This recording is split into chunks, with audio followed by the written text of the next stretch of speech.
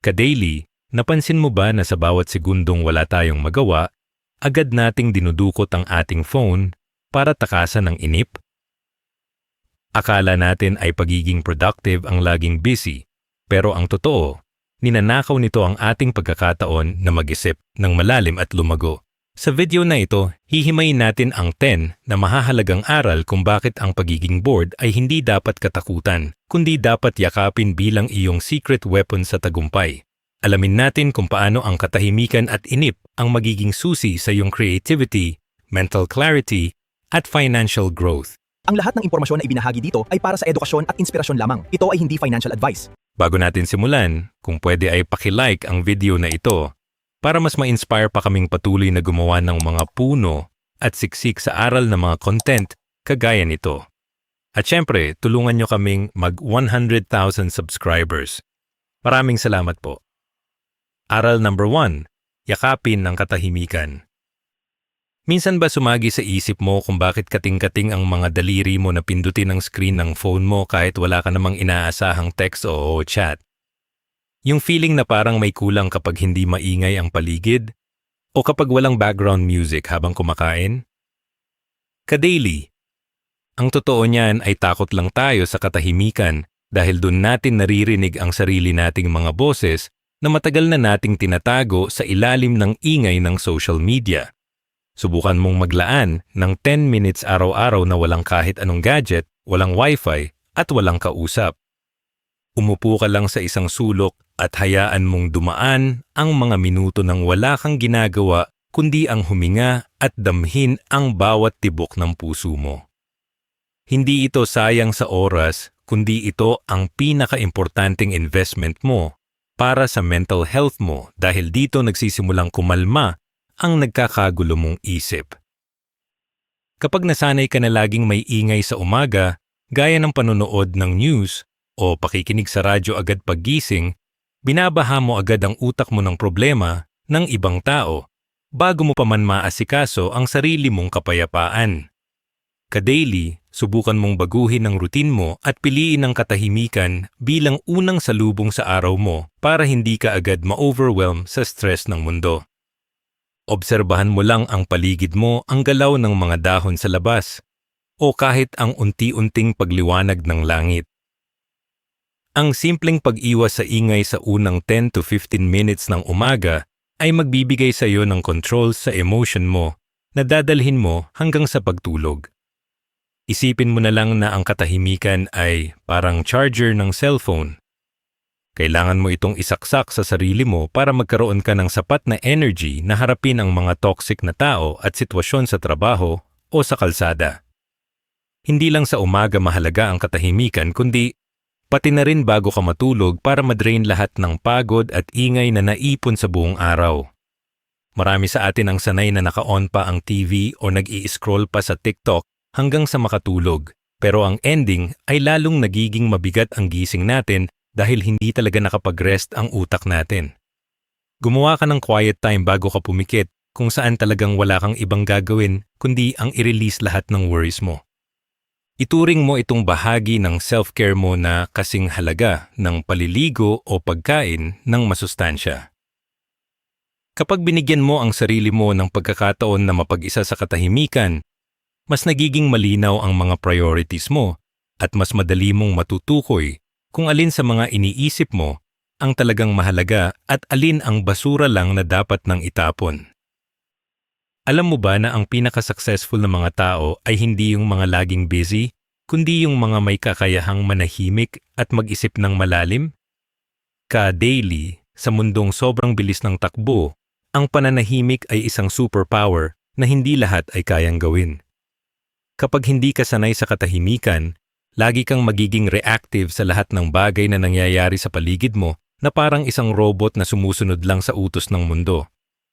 Pero kapag niyakap mo ang katahimikan, ikaw ang nagiging driver ng sarili mong buhay dahil mas nakikilala mo ang totoo mong nararamdaman nang walang impluwensya ng opinyon ng iba. Huwag kang matakot kung sa simula ay parang nakakabaliw o nakakainip dahil normal lang yan sa utak na sanay sa sobrang bilis na stimulation. Ang mahalaga ay pinaninindigan mo ang oras na ito para sa sarili mo dahil deserve mo ang peace of mind na hindi kayang ibigay ng kahit anong app sa phone mo. Sa huli, tandaan mo na ang katahimikan ay hindi nangangahulugang wala kang ginagawa o tamad ka, kundi ito ay paghahanda para sa mas malaking aksyon. Ka-daily, parang sa musika hindi mabubuo ang magandang kanta kung puro ingay lang at walang mga pause o katahimikan sa pagitan ng mga nota. Ganito rin ang buhay natin. Kailangan natin ng mga gaps at mga sandali ng pagtigil para maging makabuluhan ang bawat galaw natin. Huwag mong hayaan na lamunin ka ng pressure na kailangang lagi kang productive o kailangang lagi kang updated sa lahat ng chika. Ang pinakamahalagang update na dapat mong malaman ay ang update sa loob ng sarili mong puso at isip. At malalaman mo lang yan kapag pinatigil mo na ang lahat ng ingay sa paligid mo. Simulan mo na ngayon, kahit 5 minutes lang, at mararamdaman mo ang kaibahan ng isang buhay na may lalim at kapayapaan. Aral number 2, boredom ay katumbas ng creativity trigger. Ka-daily, napansin mo ba na ang pinakaastig na mga ideya mo ay hindi lumalabas habang tutok na tutok ka sa trabaho o habang nag-i-scroll sa Facebook? Madalas, dumarating ang aha moment kapag nakatitig ka lang sa kisame, habang nakapila sa bangko, o habang naghihintay ng masasakyan. Ito ay dahil ang boredom ang nagsisilbing pinto para bumukas ang iyong imahinasyon. Kapag wala tayong ginagawa, ang utak natin ay pumapasok sa tinatawag na default mode network, kung saan malaya itong nakakapag-connect ng mga impormasyon na akala natin ay walang kinalaman sa isa't isa. Kaya sa susunod na makaramdam ka ng inip, huwag kang mataranta at dukutin agad ang phone mo. Hayaan mo lang ang isip mo na maglakbay dahil baka dyan mo mahanap ang solusyon sa problema mo sa pera o ang susunod na big business idea na babago sa buhay mo. Isang teknik na subok na ng maraming matatagumpay na tao ay ang pagdadala ng notebook o kahit anong sulatan para sa mga random ideas na pumapasok habang wala kang ginagawa. Ka-daily, ang mga ideya ay parang bula na mabilis mawala, kaya dapat handa kang i-record ang mga ito agad. Huwag mong maliitin ang mga naiisip mo habang nakatunganga ka lang. Madalas yung mga pinakasimple at baliw na ideya ang nagiging simula ng malalaking proyekto. Kapag binibigyan mo ang sarili mo ng space na mainip, binibigyan mo rin ng space ang creativity mo na maglaro. Isipin mo na lang na ang utak mo ay parang isang bata na kapag hindi mo binigyan ng gadget, mapipilitan siyang gumawa ng sarili niyang laro gamit ang kahit anong bagay sa paligid niya. Ganun din ang iyong isip. Magiging resourceful at creative ito kapag tinanggalan mo ng madali ang entertainment. Subukan mo ring maglakad-lakad sa labas ng walang suot na earphones or headphones. Sa panahon natin ngayon, parang naging default na natin na lagyan ng soundtrack ang bawat segundo ng buhay natin, pero ang totoo, ninanakaw nito ang pagkakataon nating makapag-observe. Ka-daily, ang pagmamasid sa paligid, sa mga tao, sa trapiko, o kahit sa mga tindero sa kalsada ay punong-puno ng inspirasyon. Kapag wala kang pinapakinggan na podcast o music, mas nagiging sensitive ka sa mga detalye ng buhay na madalas nating malampasan. Ang bawat eksena na makikita mo ay pwedeng maging simula ng isang kwento o aral na magagamit mo sa iyong personal growth. Ang boredom na nararamdaman mo habang naglalakad ay hindi parusa, kundi ito ay isang tool para mas maging konektado ka sa realidad at sa sarili mong pag-iisip. Hayaan mo rin ang isip mo na mag-daydream kahit 5 minutes lang sa loob ng isang araw. Marami sa atin ang pinalaki sa paniniwala at na ang pangangarap ng gising ay tanda ng katamaran. Pero sa science ng psychology, ang daydreaming ay mahalaga para sa problem solving at goal setting. Kapag hinayaan mong gumala ang isip mo, nagagawa mong i-visualize ang future mo ng mas malinaw. Ka-daily, tanungin mo ang sarili mo. Ano ba talaga ang gusto kong marating 5 years from now? Ang mga sagot sa tanong na ito ay hindi mo makukuha habang busy ka sa multitasking. Ang tunay na focus ay nanggagaling sa kakayahang manatili sa isang sandali nang walang distraction. Iwasan ang urge na gumawa ng maraming bagay nang sabay-sabay dahil ang multitasking ay pumapatay sa kalidad ng iyong pag-iisip at creativity. Bilang panghuli sa aral na ito, tanggapin mo na ang best ideas ay lumalabas sa pinakasimpleng oras. Hindi mo kailangang mag-enroll sa mamahaling kurso o pumunta sa ibang bansa para maging creative. Kailangan mo lang matutong tumambay sa loob ng sarili mong isip. Ka-daily, ang boredom ay parang fertile na lupa. Kung hahayaan mo lang itong bakante at hindi mo agad tatabunan ng ingay ng digital world, may mga buto ng ideya na kusa na lang tutubo at mamumulaklak. Huwag kang matakot na maging boring sa paningin ng iba dahil ang mga taong kayang harapin ng inip ay ang mga taong may pinakamakulay na panloob na mundo. I-acknowledge mo ang bawat sandali ng downtime bilang isang opportunity para magplano at mag-isip ng malalim dahil ito ang magdadala sa iyo sa tunay na tagumpay at pag-unlad. Aral number 3. Mental reset sa simpleng gawain. Minsan ka-daily, sa sobrang paghahabol natin sa productivity, nakakalimutan na natin na ang utak natin ay parang makina na kailangan din ng cooling down period. Akala natin kailangan lagi tayong may ginagawang importante para masabing hindi tayo nagsasayang ng oras, pero ang totoo, ang mga simpleng gawaing bahay ang pinakamagandang paraan para magkaroon ng mental reset.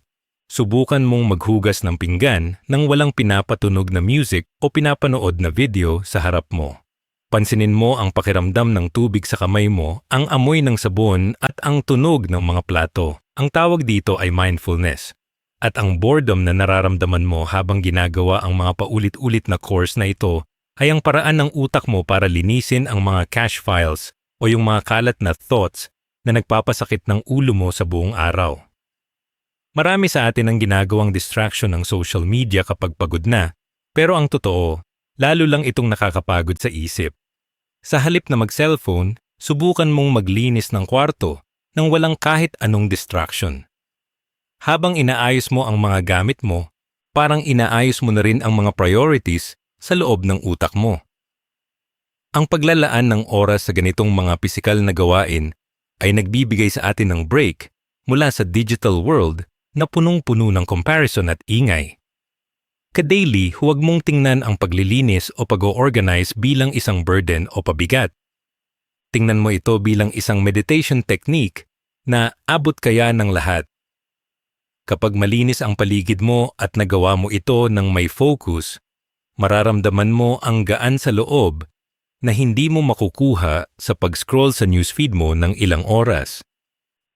Isa pang epektibong paraan para gamitin ang boredom bilang reset button ay ang pagtatanim o kahit simpleng pagdidilig ng halaman.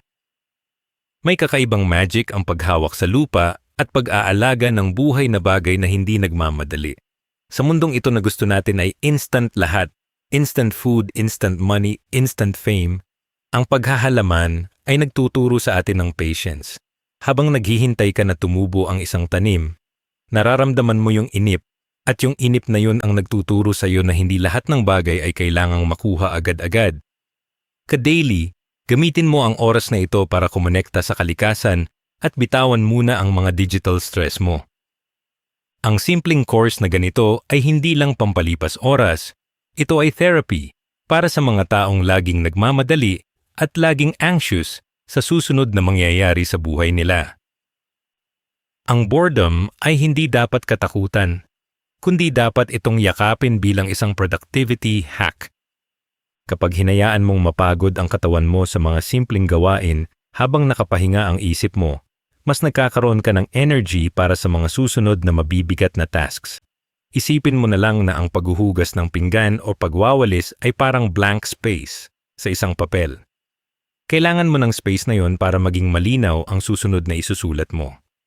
Ka-daily, huwag kang mag-guilty kung hindi ka working sa harap ng computer. Ang paggawa ng chores nang walang distractions ay isang paraan para i-refresh ang iyong cognitive functions para pagbalik mo sa trabaho, mas matalas na ang isip mo at mas mabilis ka nang makakatapos. Ito ang sekreto ng mga taong hindi madaling ma-burnout. Alam nila kung kailan dapat ibaba ang gear ng utak nila. Sa huli, ang mental reset ay tungkol sa paghahanap ng kapayapaan sa gitna ng mga ordinaryong bagay. Hindi mo kailangang pumunta sa spa or mag-vacation sa mamahaling resort para lang makapag-relax ang isip mo. Ka-daily, nasa harap mo lang ang mga tool na kailangan mo, ang walis, ang basahan, at ang mga halaman mo. Gamitin mo ang boredom na dala ng mga gawaing ito para kilalanin ang sarili mo at pakalmahin ang iyong emotion. Kapag natutunan mong i-convert ang inip sa isang productive reset, mas magiging matatag ka sa mga pagsubok na darating sa labas ng bahay mo. Tandaan mo, ang isang malinaw na isip ay nagsisimula sa kakayahang maging komportable sa mga simpleng sandali na akala ng marami ay walang saysay. Pero para sa ating mga naghahangad ng pag-unlad, ito ang ating secret weapon. Aral number 4, proteksyon laban sa stress at depression. Ka-daily, aminin natin na sa panahon ngayon, parang kasalanan na ang walang ginagawa. Kapag nakita tayong nakatulala lang, sasabihan agad tayong tamad o walang ambisyon, kaya ang ending, pinupuno natin ang bawat segundo natin ng distraction. Pero alam mo ba na ang walang tigil na pagpapakain sa utak natin ng impormasyon mula sa social media ay isa sa mga pangunahing dahilan kung bakit lalong tumataas ang kaso ng stress at anxiety. Ang boredom ay nagsisilbing natural na shield o proteksyon ng ating mental health. Kapag hinayaan nating mainip ang sarili natin, binibigyan natin ng pagkakataon ang ating nervous system na kumalma mula sa sobrang dopamine na nakukuha natin sa mga likes, shares, at short videos. Ang pagyakap sa inip ay isang paraan para sabihin sa mundo na hindi mo kailangang maging konektado sa lahat ng oras para maging okay ang pakiramdam mo. Subukan mong maglaan ng oras para sa tahimik na paghinga lang, lalo na kapag nararamdaman mo ng parang sasabog na ang ulo mo sa dami ng iniisip. Hindi mo kailangang maging eksperto sa meditation. Ang kailangan mo lang ay ang lakas ng loob na harapin ang sarili mo nang walang hawak na cellphone. Ka-daily, ang totoo niyan, marami sa atin ang gumagamit ng gadgets para takasan ang lungkot o ang mga problema na dapat sana ay hinaharap natin. Pero kapag pinili mong mainip at manahimik, doon mo unti-unting maiintindihan ang pinagmumulan ng stress mo. Ang boredom ay nagbibigay sa iyo ng mental space para i-process ang mga emotion mo sa halip na ibaon lang ang mga ito sa ilalim ng ingay ng digital world. Kapag natuto kang maging komportable sa katahimikan, hindi ka na basta-basta mapapatumba ng mga negatibong balita o komento sa paligid mo. Isang napaka-practical na step na pwede mong gawin ay ang pagtatakda ng no gadget zone sa loob ng inyong bahay, lalo na sa kwarto o sa lugar kung saan ka nagpapahinga. Ka-daily, kailangang may isang lugar sa buhay mo na hindi kayang pasukin ng stress ng trabaho o ng pressure ng internet. Sa loob ng zona na ito, hayaan mong mainip ang sarili mo. Mag-isip ka lang tumitig sa kawalan o kaya ay kumuha ng papel at mag-journal ng nararamdaman mo. Ang pagsusulat habang bored ay isang mabisang paraan para mailabas ang mga toxic thoughts na nagiging sanhi ng depression. Kapag nakikita mo ang mga saloobin mo sa papel, mas nagiging madali itong solusyonan at mas nababawasan ang bigat na nararamdaman mo sa dibdib.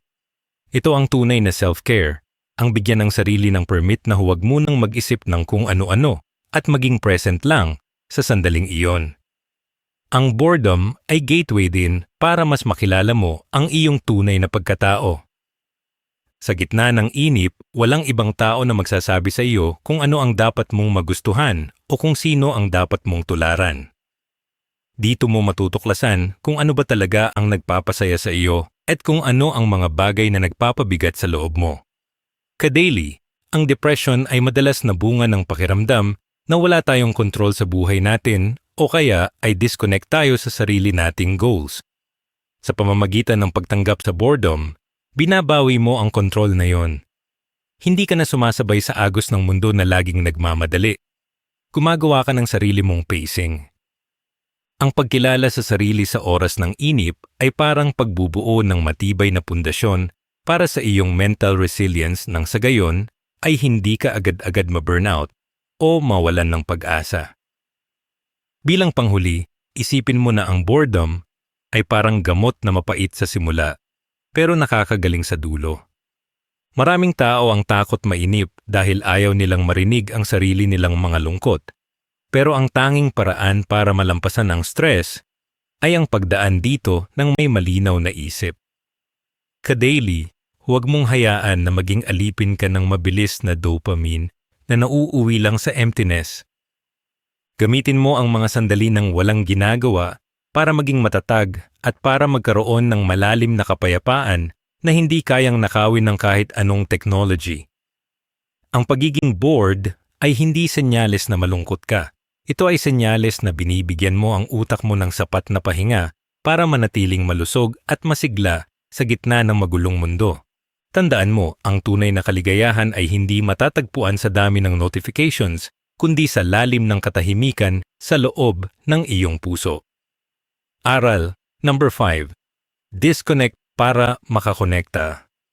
Ka-daily, aminin natin na kung minsan, kahit magkakasama na tayo sa loob ng bahay, o kahit nasa harap na natin ang ating pamilya, ang isip natin ay nasa ibang lugar.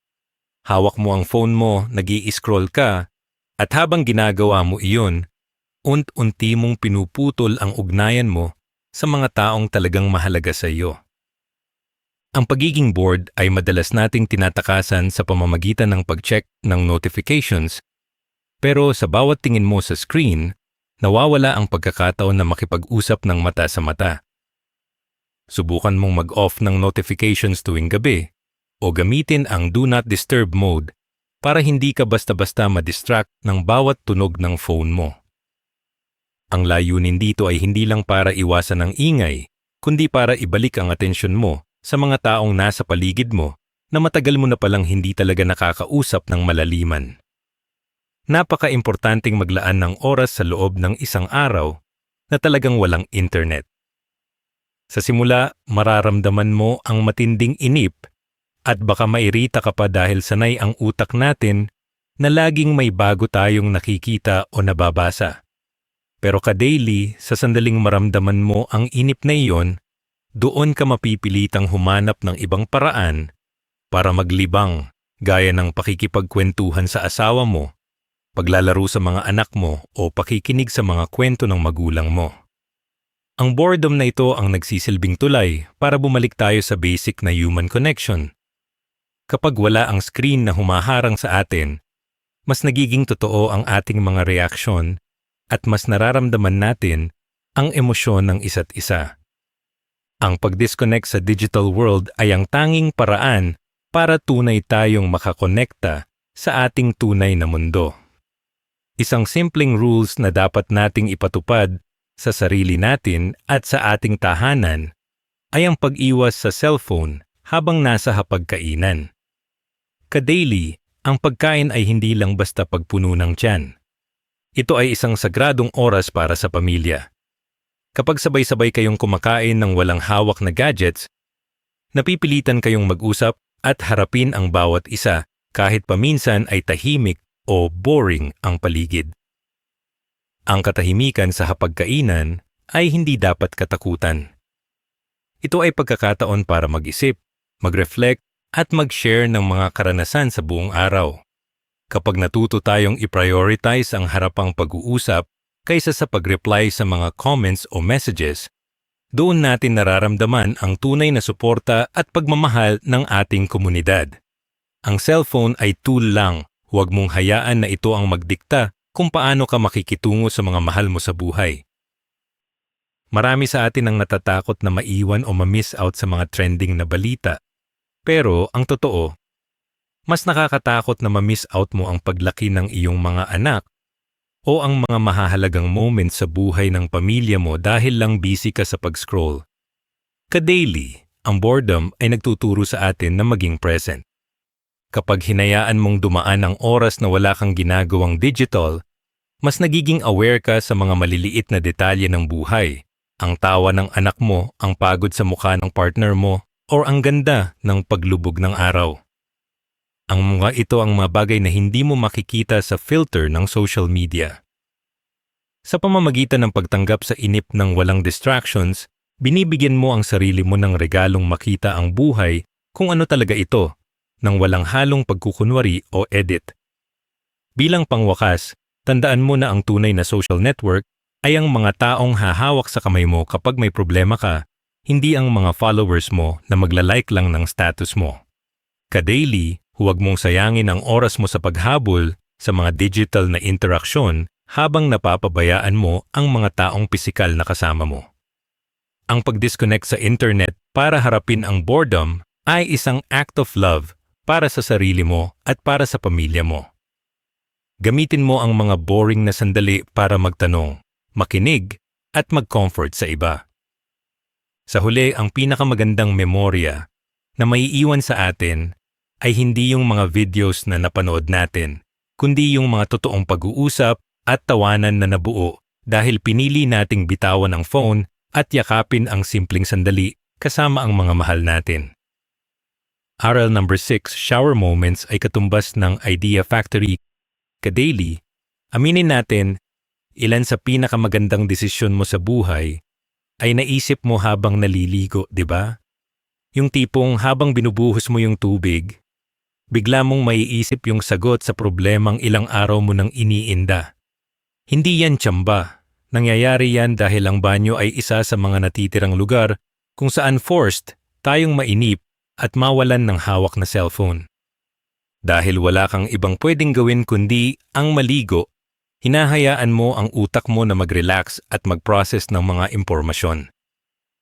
Ang boredom sa loob ng banyo ay ang pinaka-fertile na lupa para sa mga brilliant ideas. Dahil dun ka lang talaga walang ibang iniintindi kundi ang sarili mo. Kaya huwag kang magmadali, gamitin mo ang oras na yan para i-reflect ang mga nangyari sa maghapon mo at hayaang lumabas ang mga solusyon na matagal mo nang hinahanap.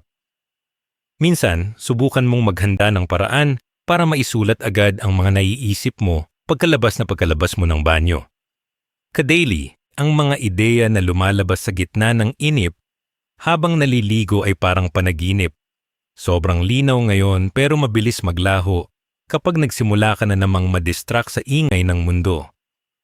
Gamitin mo ang mga boring moments na ito para magplano ng iyong susunod na hakbang sa buhay o sa iyong career. Sa halip na mag-isip ng mga negatibong bagay o mga what-ifs na walang patutunguhan, ituon mo ang isip mo sa mga positibong plano. Ang tubig na dumadaloy sa katawan mo ay parang naglilinis din ng mga blockages sa utak mo. Kaya naman ang mga pinaka-creative na plano ay madalas nabubuo sa gitna ng sabon at tubig. Ito ang tunay na definition ng working smart. Ginagamit mo ang bawat pagkakataon, kahit ang pinaka-ordinaryong oras, para maging productive ang isip. Ganito rin ang epekto kapag naglalakad ka ng mag-isa o kapag naghihintay ka sa trapiko.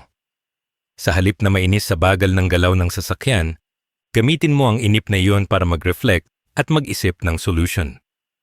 Ka-daily, marami sa atin ang mabilis ma-stress kapag hindi mabilis ang takbo ng buhay. Pero kung titingnan mo ng maigi, ang mga idle time na ito ay regalo. Ito yung oras na wala kang obligasyon na sumagot sa email o tumingin sa chat, kaya malaya kang makakapag-isip ng malalim. I-acknowledge mo na ang best ideas ay madalas lumalabas kapag hindi mo sila pinupuwersa. Kapag nakatitig ka lang sa kawalan habang nasa biyahe, mas nabibigyan mo ng chance ang subconscious mind mo na magtrabaho para sa iyo. Ang boredom ay hindi kaaway. Ito ay isang katuwang sa paggawa ng mga plano na may mas malalim na pundasyon at mas malinaw na direksyon. Huwag mong limitahan ang sarili mo sa pag-iisip na ang creativity ay nangyayari lang sa harap ng computer o sa loob ng opisina. Bilang mga ka-daily, dapat nating maintindihan na ang ating isip ay kailangan ng low stimulation environments para makapag-produce ng high-quality thoughts. Kapag sobrang dami nating pinapanood o pinapakinggan, wala nang space para sa sarili nating boses. Ang mga simpleng oras ng walang ginagawa ay ang breathing room ng iyong katalinuhan. Isipin mo na lang na ang utak mo ay parang isang factory. Kailangan nito ng oras para mag-maintenance at mag-inventory bago makapaglabas ng mga bagong produkto. Ang inip na nararamdaman mo habang gumagawa ng mga basic na bagay ay ang maintenance period na iyon. Huwag mong skip ang process na ito dahil dito nanggagaling ang tibay ng iyong mga diskarte sa buhay. Sa huli, ang pagkilala na ang boredom ay isang gateway sa brilliance ay magpapabago sa pananaw mo sa bawat segundong walang nangyayari. Ka-daily, huwag kang matakot na magmukhang walang ginagawa sa paningin ng iba. Ang mga taong laging mukhang busy ay madalas na walang natatapos na makabuluhan. Pero ang mga taong marunong gumamit ng kanilang shower moments at inip ay ang mga taong may malinaw na blueprint para sa kanilang tagumpay.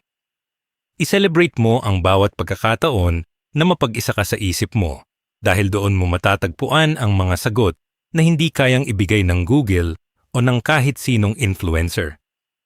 Ang tunay na karunungan ay nanggagaling sa loob at lalabas lang yan kapag binigyan mo ng katahimikan at inip ang iyong sarili.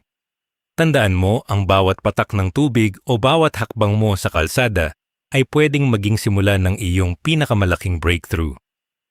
Aral number 7. Boredom bilang productivity hack.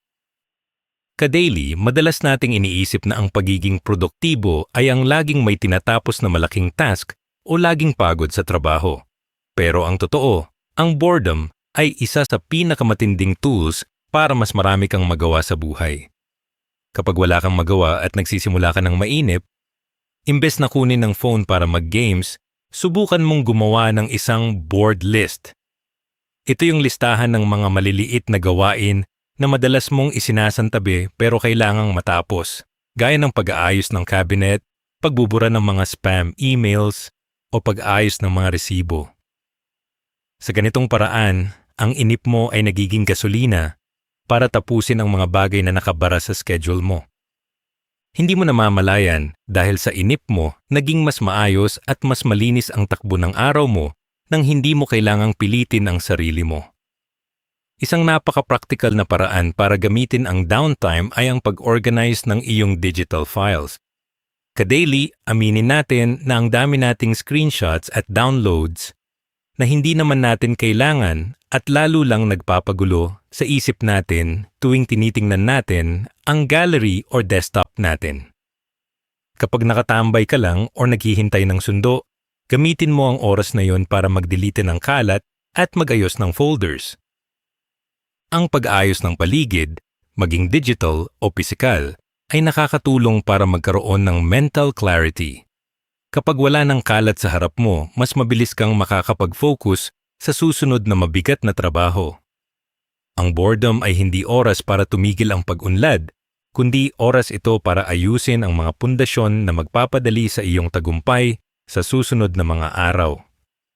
Gamitin mo rin ang mga sandali ng walang ginagawa para mag-budget at mag-review ng iyong finances.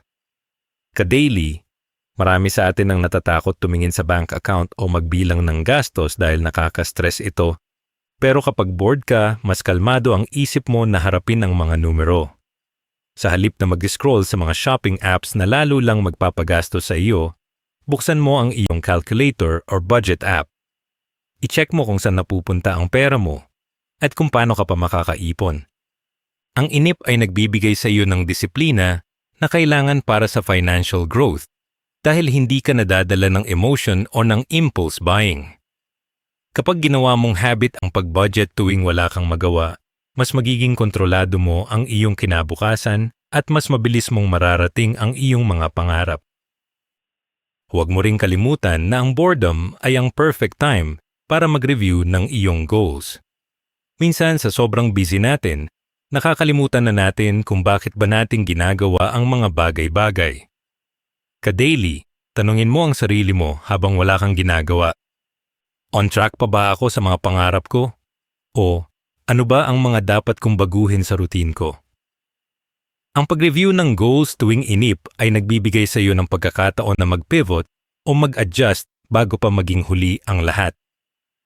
Ang productivity ay hindi lang tungkol sa bilis, kundi tungkol din ito sa direksyon. Kung mabilis ka ngang tumatakbo pero mali naman ang dinadaanan mo, nagsasayang ka lang ng pagod. Ang boredom ang nagbibigay sa iyo ng preno para tingnan ang mapa ng buhay mo at masiguradong tama ang tinatahak mong landas. Sa huli, i-convert mo ang boredom sa progress sa pamamagitan ng pag-isip kung paano mo pa mapapaganda ang iyong system sa buhay.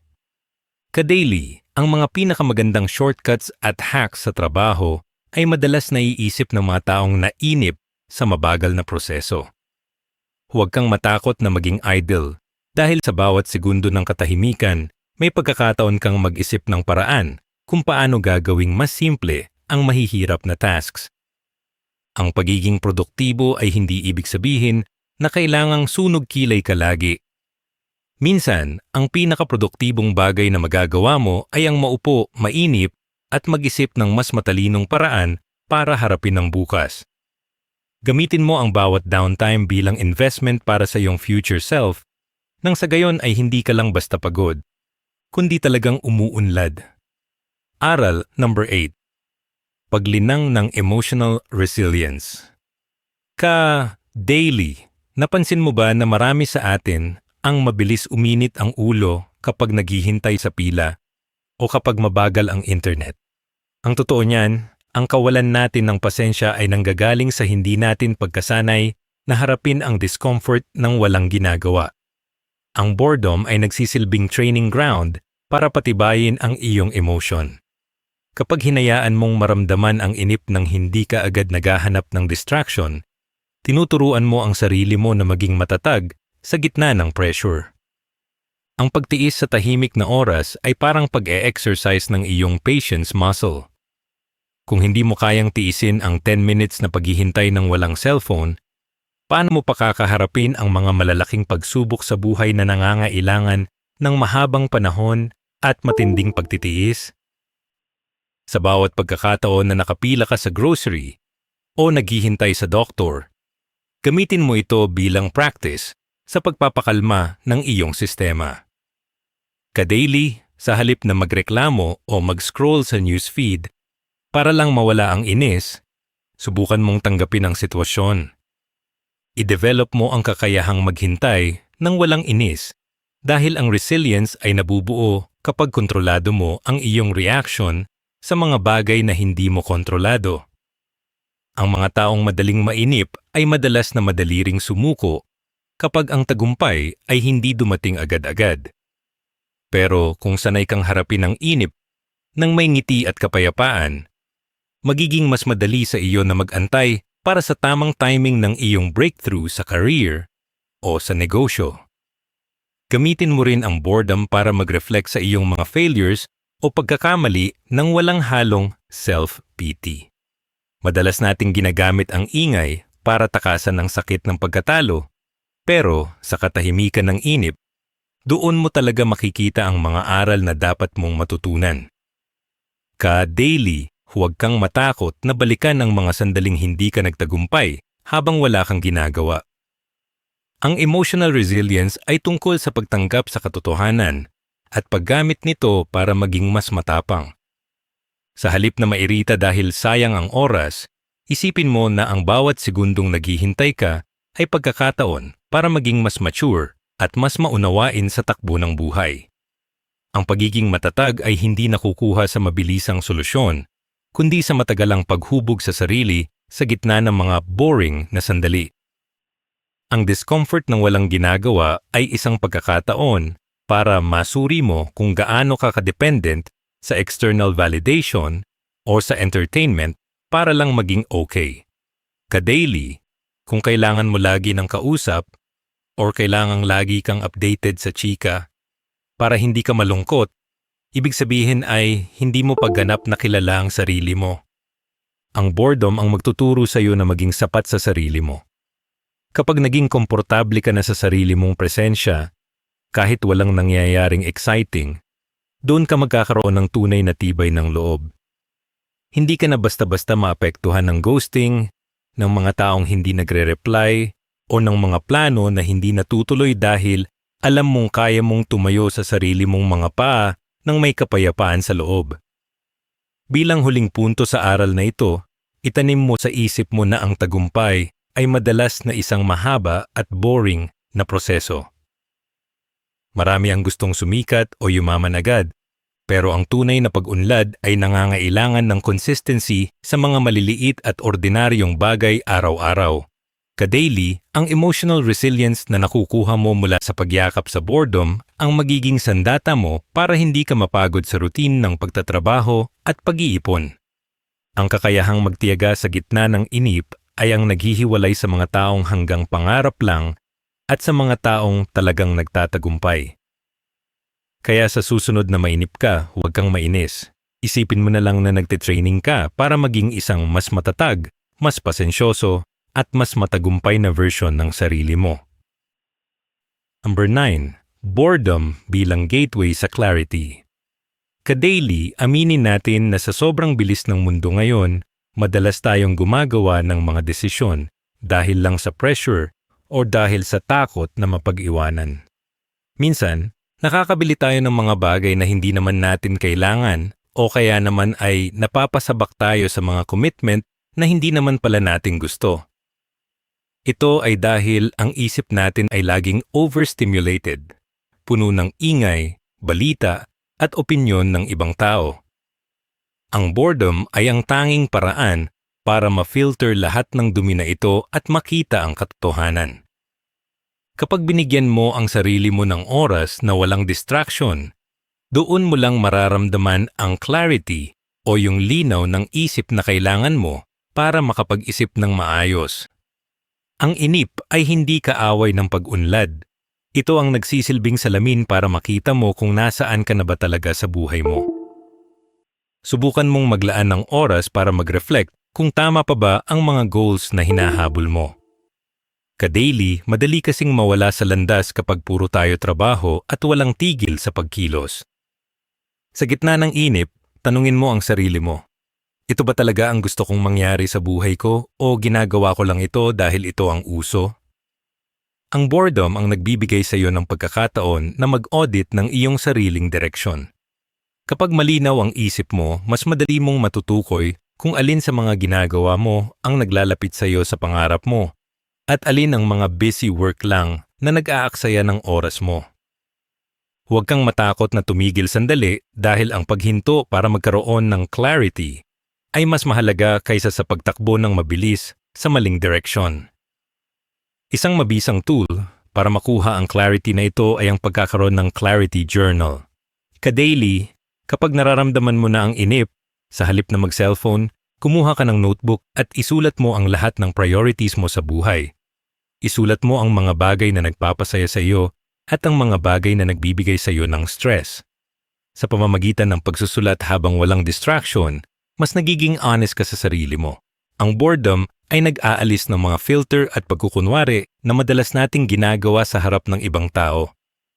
Dito mo makikita ang mga priorities mo nang walang halong influence ng social media trends o pressure mula sa mga kakilala mo. Kapag naisulat mo na ang lahat, mas magiging madali para sa iyo na magdesisyon ng may paninindigan at talino. Ang pag-iwas sa impulsive choices ay isa pa sa malalaking benepisyo ng pagyakap sa boredom. Marami sa atin ang nagre-resign sa trabaho o nakikipag-break sa partner dahil lang sa bugso ng damdamin o dahil sa sobrang pagod. Pero kung hahayaan mong lumipas ang inip at katahimikan bago ka gumawa ng malaking hakbang, mas magiging rasyonal ang desisyon mo. Ka-daily, ang clarity ay hindi nanggagaling sa emosyon kundi sa pag-unawa. Kapag sanay kang maging bored, natututunan mong maghintay hanggang sa maging kalmado ang iyong isipan. Ang isang desisyon na ginawa sa gitna ng katahimikan ay laging mas matibay at mas panatag kaysa sa desisyong ginawa habang ang utak mo ay punong-puno ng ingay at distractions. Sa huli, tandaan mo na ang kalinawan ng isip ay isang luxury sa panahon ngayon, pero ito ay libreng-libre mong makukuha kung tatanggapin mo ang boredom. Ka-daily, huwag mong hayaan na maging reactive ka lang sa lahat ng nangyayari sa paligid mo. Gamitin mo ang bawat sandali ng walang ginagawa para maging mas matalino, mas mapanuri, at mas sigurado sa bawat galaw mo. Ang tagumpay ay hindi lang para sa mga masisipag, kundi para sa mga taong alam kung saan sila papunta at bakit nila ito ginagawa. Ang boredom ang gateway mo para mahanap ang purpose na yon. Kaya sa susunod na makaramdam ka ng inip, pasalamatan mo ito dahil ibig sabihin lang nito ay binibigyan ka ng pagkakataon ng mundo na makita ang buhay mo sa pinakamalinaw na paraan. Aral number 10. Sukatan ng tunay na pag-unlad. Ka-daily, sa huling aral na ito, gusto kong itanim mo sa isip mo na ang pinakamatinding kalaban natin sa pag-unlad ay hindi ang ibang tao, kundi ang ating sariling kawalan ng pasensya. Madalas tayong matrap sa comparison trap, yung tipong titingin ka sa Facebook at makikita mo yung batchmate mo na may bagong sasakyan or nakapag-travel tapos bigla kang malulungkot at mararamdamang napag-iiwanan ka na.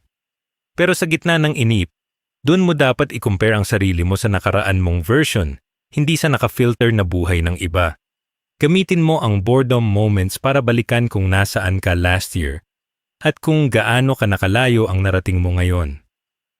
Ang tunay na sukatan ng pag-unlad ay hindi ang dami ng likes sa post mo, kundi ang lalim ng pagbabago sa iyong mindset at ang tibay ng iyong character sa harap ng mga ordinaryong araw. Ang boredom ay ang perfect time para mag-review ng iyong progress nang walang halong yabang o pressure. Ka-daily, sa halip na mainis dahil parang ang bagal ng takbo ng buhay mo, subukan mong i-celebrate ang mga small wins na madalas nating malampasan dahil laging next big thing ang hinahanap natin. Na-record mo ba ang expenses mo ngayong linggo? Nakapag-save ka ba kahit small amount para sa iyong ipon? Nakapagpigil ka ba na huwag sumagot ng pabalang sa asawa o magulang mo? Ang mga ito ay tunay na senyales ng paglago. Ang inip ang nagbibigay sa iyo ng space para bigyan ng credit ang sarili mo. Kapag natutunan mong i-appreciate ang mga maliliit na hakbang habang wala kang ginagawa, mas magkakaroon ka ng gana na ituloy ang laban kahit hindi pa dumarating ang malaking jackpot na inaantay mo. Gamitin mo rin ang mga sandaling ito para i-align ang iyong mga boredom moments sa iyong long-term vision.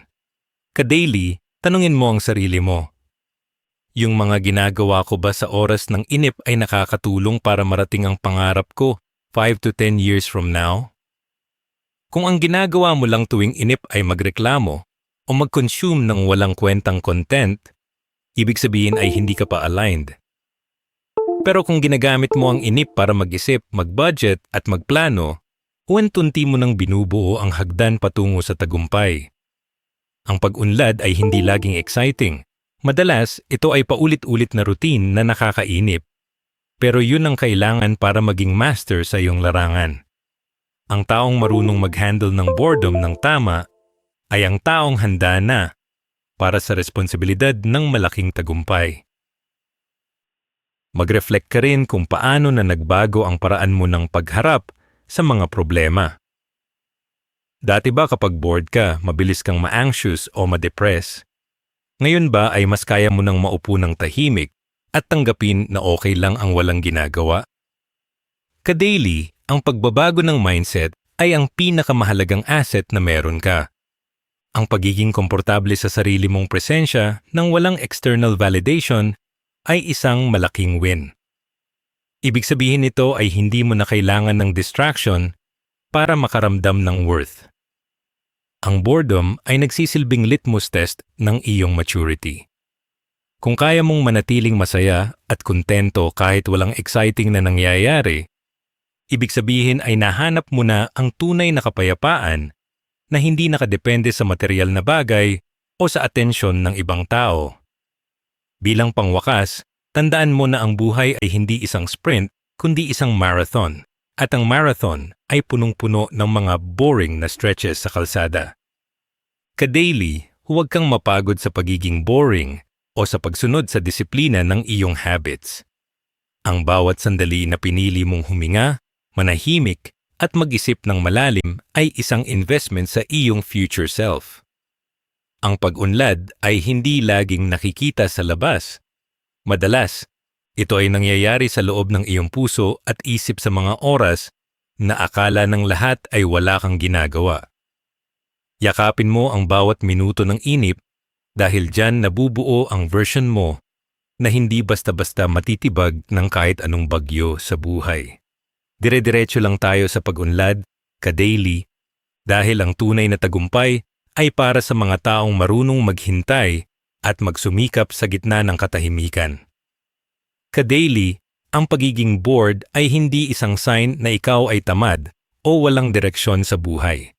Sa katunayan, ito ay isang mahalagang pause button na nagbibigay sa iyo ng pagkakataon na makahinga, makapag-isip ng malalim at makilala ang iyong tunay na sarili sa gitna ng napakaingay na mundo.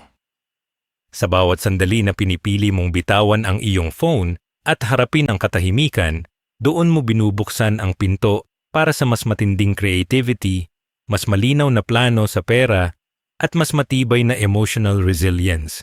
Huwag mong hayaan na lamunin ka ng pressure na kailangang lagi kang updated o laging may ginagawa.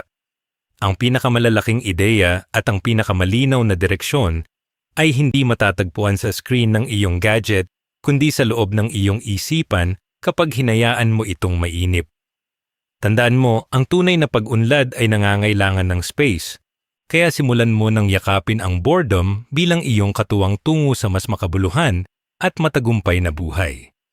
Padayon ka-daily. Kung nagustuhan ninyo ang videong ito, huwag kalimutang i-like at i-share. I-comment sa baba ang gustong aral na natutunan ninyo para makatulong din sa iba. At para sa mas marami pang ganitong content, mag-subscribe na sa ating YouTube channel ang The Filipino Daily. Maraming salamat.